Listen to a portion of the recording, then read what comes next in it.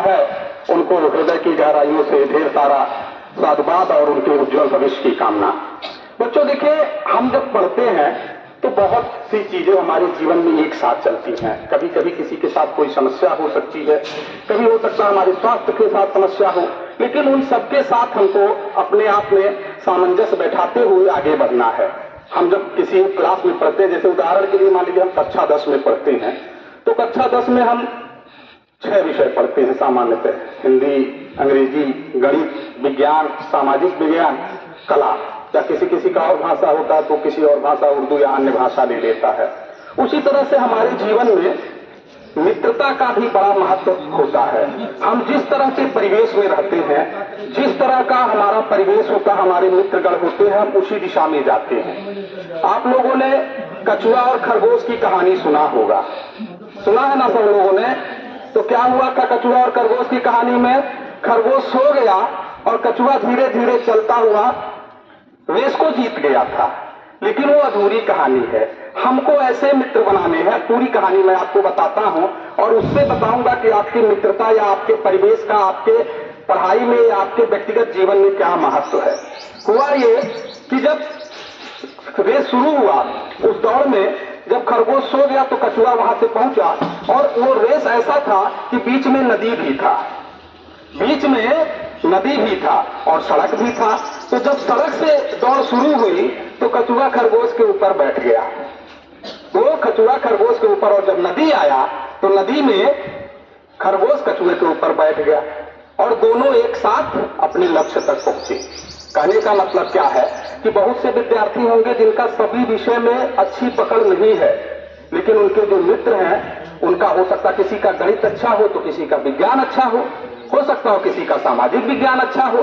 तो अगर हम एक ऐसी मित्र मंडली बनाते हैं जिसमें एक दूसरे का हम सहायता करते हैं, मान लीजिए हमारा गणित अच्छा है, आपका विज्ञान अच्छा है, हमने आपको गणित बता दिया, आपने हमको विज्ञान बता दिया, दोनों लोग अपने गंतव्य तक पहुंच गए। तो मित्रता भी इस तरह से करिए जिससे आपको सहायता मिले और अपने आने वाले जीवन को और बढ़िया बनाने का में मदद मिले। अभी अंकुर सर ने आपको बताया कि आगे बहुत सी कठिनाइयों का सामना करना पड़ता है। तो देखिए, क्योंकि भारत एक बहुत बड़ा बृहद देश है और आपको जहां भी जाएंगे वहां चुनौतियों का सामना करना पड़ता है, आपके सामने बहुत से कंपटीशन होते हैं। तो वहां पे अपने धैर्य, ये सम्मान आपको प्रेरणा देता है, सम्मान आपको प्रेरणा देता है।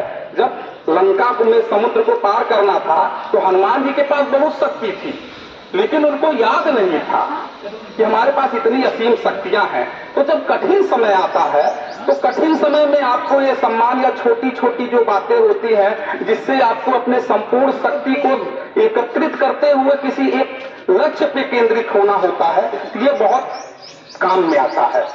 आपकी वजह से अगर आपका परिवार, आपका समाज बढ़ता है तो निश्चित रूप से यह बहुत गर्व की बात है। और सबसे बड़ी बात है कि एक राष्ट्र के लिए जो उनके बच्चे होते हैं, भावी वही कर्णधार होते हैं, वही डिसाइड करते हैं, वही निर्धारित करते हैं कि देश या राष्ट्र किस दिशा में जाएगा। तो आप लोगों के ऊपर न केवल अपने समाज अपितु राष्ट्र का भी भार है। आपके उज्जवल भविष्य की कामना करता हूं और आपको बताता हूं, जो बच्चे इस बार 10वीं में रहेंगे, ख्वाहिशों से नहीं गिरते फूल झोली में, ख्वाहिशों से नहीं गिरते फूल झोली में, कर्म की साख को जगाना होगा और अंधेरे को कोसने से कुछ नहीं होगा, कर्म की साख को जलाना होगा। ठीक है, समझिए, बहुत सी समस्याएं आएंगी आपके पास, हो सकता हो आप उन समस्याओं के ओर में छुप जाए। आप यह प्रयास करें कि हाँ हमारे पास सर हमारा तबीयत खराब हो गया था, लेकिन वास्तव में जब परिणाम आएगा तो परिणाम तो आपको व्यक्तिगत झेलना है, वह परिणाम आपका व्यक्तिगत है। इसलिए परिश्रम करते रहिए, जो भी समस्याएं आए उनके साथ सामंजस्य बैठाते हुए।